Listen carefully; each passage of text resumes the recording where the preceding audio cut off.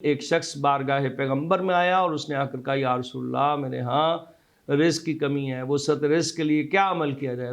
اعوذ باللہ من الشیطان الرجیم، بسم اللہ الرحمن الرحیم۔ ایک شخص بارگاہ پیغمبر میں آیا اور اس نے آ کر کہا یا رسول اللہ میرے ہاں رزق کی کمی ہے، وسعت رزق کے لیے کیا عمل کیا جائے؟ تو سرکار نے کہا جب بھی اپنے گھر میں داخل ہو تو سورہ قل ھو اللہ کا ورد کیا کرو۔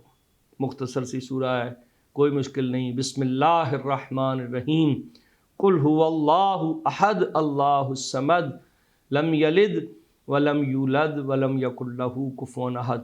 انسان چلتے چلتے اپنے گھر میں داخل ہو اور داخل ہوتے ہوئے سورہ توحید کی تلاوت کو کرے تو انشاءاللہ تعالی پیغمبر اسلام کی حدیث ہے کہ اللہ تعالیٰ اس کو رزق میں وسعت عطا فرما دے گا۔ سورہ قل ھو اللہ سورہ توحید بھی کہتے ہیں، سورہ اخلاص بھی کہتے ہیں۔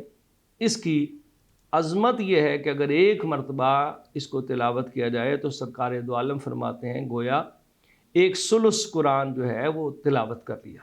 قرآن 3 ثلث پہ مشتمل ہے، یعنی اگر کسی نے 2 مرتبہ کیا تو اس نے 2/3 قرآن مکمل کر لیا، اور اگر کسی نے 3 مرتبہ سورہ توحید کو تلاوت کیا تو گویا اس نے 3 ثلث پڑھ لیے، تو 3 ثلث جو ہیں وہ پورے قرآن کی تلاوت کی۔ آپ نے اکثر دیکھا ہوگا ہمارے ہاں جب کوئی اس دنیا سے جاتا ہے تو فاتحہ کے اوپر 1 مرتبہ سورہ فاتحہ اور 3 مرتبہ سورہ توحید پڑھنے کا حکم دیا جاتا ہے یا پڑھنے کی گزارش کی جاتی ہے۔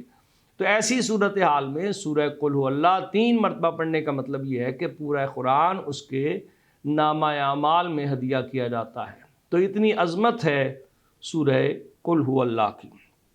اور پھر جب حضور سورہ قل ھو اللہ کی فضیلت بیان کر رہے تھے تو آپ کے پہلو میں سرکار حضرت امیر المومنین تشریف فرما تھے۔ آپ نے کہا اے لوگو ایھا الناس، یہ علی ابن ابی طالب جو میرا بھائی ہے، یہ اس کی مثال یا علی ان مثلک مثل قل ھو اللہ احد، تیری مثال قل ھو اللہ احد جیسی ہے۔ آپ اندازہ فرمائیں نا، یعنی آپ اگر دیکھیں دنیا میں کتنے حفاظ قرآن ہیں، کتنا کچھ ہے، کتنے مدرسے ہیں، کتنے مساجد، اور ہر جگہ پہ تلاوت قرآن مجید ہوتی ہے، سورہ توحید بھی پڑھی جاتی ہے، لیکن اس طرح سے اثرات مرتب نہیں ہوتے۔ اس کی وجہ کیا ہے کہ جب تک ولایت سرکار امیر المومنین پر انسان قائم دائم رہتے ہوئے اسے تلاوت نہیں کرے گا تب تک اس کے فرائض اور ثمرات اسے حاصل نہیں ہو سکتے۔ محمد و آل محمد سے مودت اور آپ کے دشمنوں سے بیزاری جب تک نہ ہو تب تک قرآن مجید بھی اس طریقے سے فائدہ نہیں پہنچاتا۔